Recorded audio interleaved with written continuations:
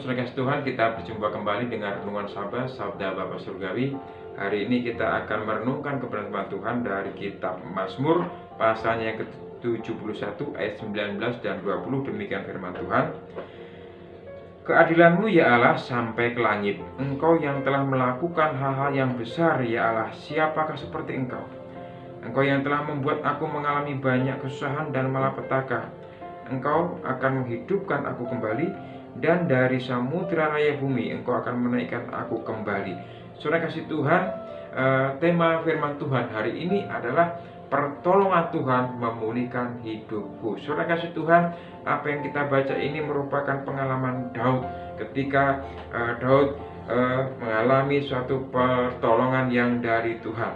Saudara kasih Tuhan, salah satu sifat atau karakter manusia itu adalah bercerita atau mencurahkan isi hatinya, menceritakan tentang pengalaman hidupnya yang bersifat kurang baik, bahkan juga yang bersifat baik. Sehingga saudara kasih Tuhan, apa yang diceritakan ini akan senantiasa bisa menjadi satu pelajaran bagi kita untuk mengambil sifat-sifat ataupun hal-hal yang bersifat positif. Saudara kasih Tuhan, dan apa yang kita baca ini merupakan pengalaman Daud, sehingga Daud ini sesungguhnya rindu menceritakan perbuatan Tuhan dari generasi sampai generasi berikutnya.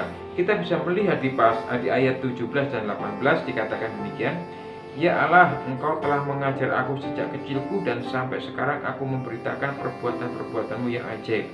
Juga sampai masa tuaku dan putih rambutku, ya Allah, janganlah meninggalkan aku, supaya aku memberitakan kuasa-Mu kepada angkatan ini, keperkasaanmu kepada semua orang yang akan datang. Inilah kerinduan hati Daud, di mana Daud punya kerinduan bahwa apa yang dialaminya, bahkan tadi dikatakan ayat 17, sejak masa kecilnya Daud rindu menceritakan agar senantiasa pengalaman Daud ini dapat menjadi pelajaran bagi generasi selanjutnya, bahkan juga untuk saudara dan saya. Saudara kasih Tuhan, yang ingin Daud sampaikan tadi kita sudah membaca di ayat 19 sampai 21, di mana Tuhan mengizinkan setiap kesulitan, kesusahan, kesesakan itu terjadi dalam kehidupannya, tetapi juga Tuhan tidak pernah meninggalkan Daud. Tadi di ayat 20 dikatakan, Engkau telah membuat aku mengalami banyak kesusahan, malapetaka, Engkau akan menghidupkan aku kembali, dan dari samudera raya Engkau menaikkan aku kembali. Ini yang dialami Daud, di mana meskipun persoalan terjadi, kesesakan terjadi, tetapi Tuhan menolong Daud dan memberikan kelegaan, bahkan juga memulihkan kehidupan Daud. Saudara kasih Tuhan, dalam hal ini Daud mengalami pertolongan yang dari Tuhan. Pertanyaannya, ada apa dengan Daud sehingga Tuhan menolong Daud, mengangkat Daud, meninggikan Daud, bahkan memulihkan Daud dari segala persoalannya? Yang pertama, saudara kasih Tuhan, di ayat pertama sampai dengan keempat demikian firman Tuhan. Padamu ya Tuhan, aku berlindung, janganlah sekali-sekali aku mendapat malu. Lepaskanlah aku dan luputkanlah aku oleh karena keadilan-Mu. Sendingkanlah telingamu kepadaku dan selamatkanlah aku. Jadilah bagiku gunung batu, tempat berteduh, kubu pertahanan untuk menyelamatkan aku. Sebab Engkaulah bukit batuku dan pertahananku.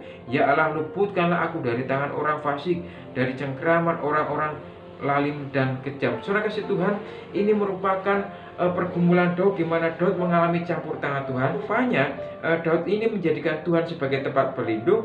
Dia tujuannya ayat 4 tadi agar senantiasa Daud diluputkan dari orang-orang yang hendak mengancam kehidupannya. Saudara kasih Tuhan, sehingga ketika Daud menjadikan tempat berlindung tadi, ya, ada campur tangan Tuhan. Bahkan di ayat 7 dikatakan, bagi banyak orang aku seperti tanda ajaib, karena Engkaulah tempat perlindunganku yang kuat.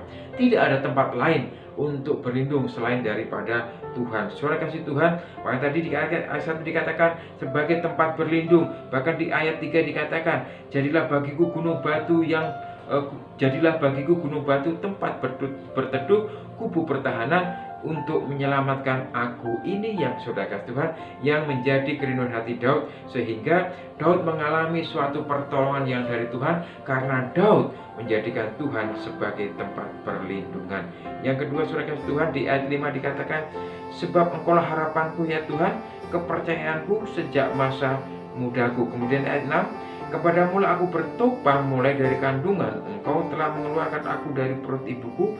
Engkau yang selalu kupuji. Kemudian di ayat yang 14 dikatakan, aku senantiasa mau berharap dan menambah puji-pujian kepadamu. Saudara kasih Tuhan, yang kedua ini rupanya Daud menjadikan Tuhan satu-satunya tempat pengharapan. Karena tidak ada tempat lain untuk Daud menaruh pengharapan itu. Kepada manusia pasti kecewa. Oleh sebab itu Daud menyadari bahwa tidak ada tempat lain kecuali hanya Tuhan tempat berharap. Maka tadi dikatakan di ayat yang kelima, sebab engkaulah pengharapanku. Ya, kemudian di ayat 14 dikatakan, diulang lagi, tetapi aku senantiasa mau berharap. Harapan Daud hanya kepada Tuhan. Saudara kasih Tuhan, saya melihat di situ bahwa sesungguhnya Daud ini mempercayakan kehidupannya hanya kepada Tuhan, menaruh harapannya kepada Tuhan. Apa yang diharapkan dari Tuhan? Mengapa Daud berharap pada Tuhan? Rupanya yang diharapkan Daud adalah ayat 9 ya, dikatakan, jangan membuang aku pada masa tuaku, jangan meninggalkan aku apabila kekuatanku habis.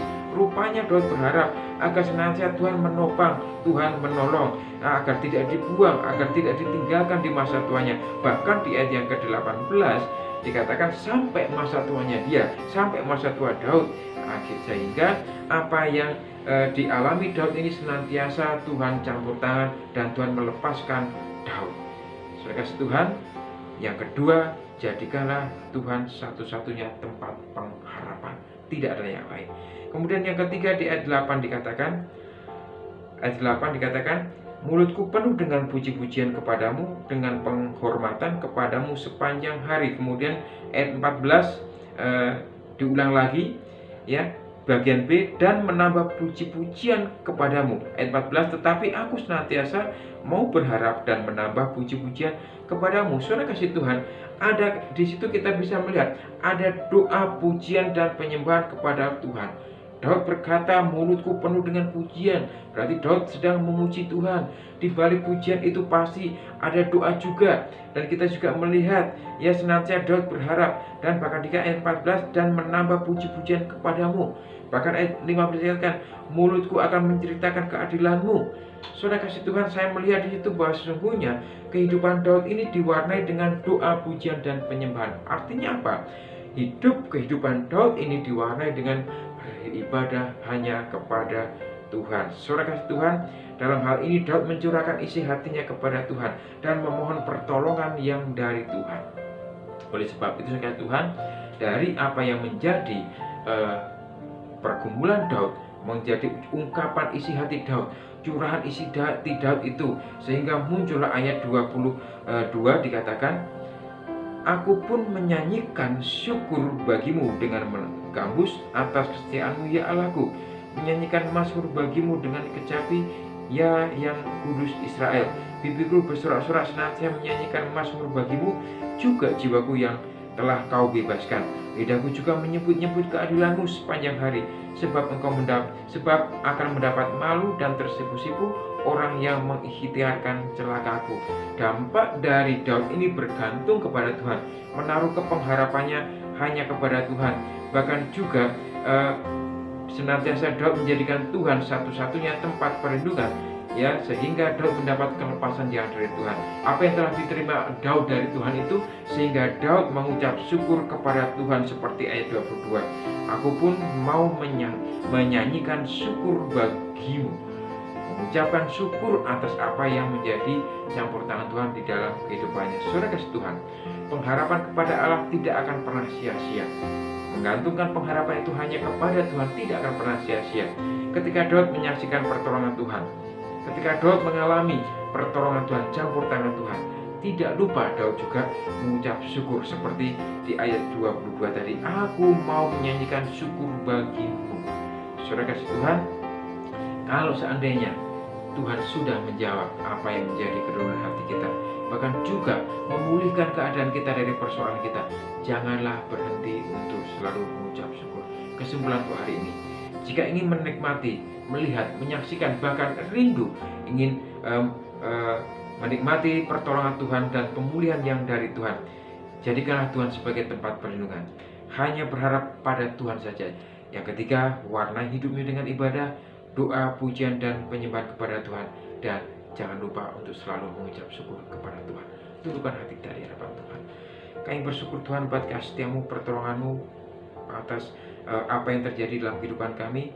Kami menyadari Tuhan, segala sesuatu Tuhan izinkan dalam kehidupan kami. Kesesakan, kesulitan Tuhan izinkan, tapi kami percaya juga Tuhan, seperti hamba-Mu Daud, bahwa senantiasa Tuhan menopang kami. Bahkan juga Tuhan, Engkau siap memulihkan kehidupan kami. Terima kasih Bapa. Inilah doa dan harapan kami dalam Kristus Yesus kami yang suka berdoa. Amin. Saudara kasih Tuhan, kiranya kebenaran firman Tuhan ini memberkati kita semua. Selamat beraktivitas. Kiranya Tuhan memberkati. Shalom. Shalom, saudara yang diberkati Tuhan. Alhamdulillah, Bapak Ibu semua diberkati dengan kebenaran Tuhan melalui program Jabas. Bapak Ibu bisa like, subscribe, maupun komen, dan juga bisa di-share kepada saudara kita seiman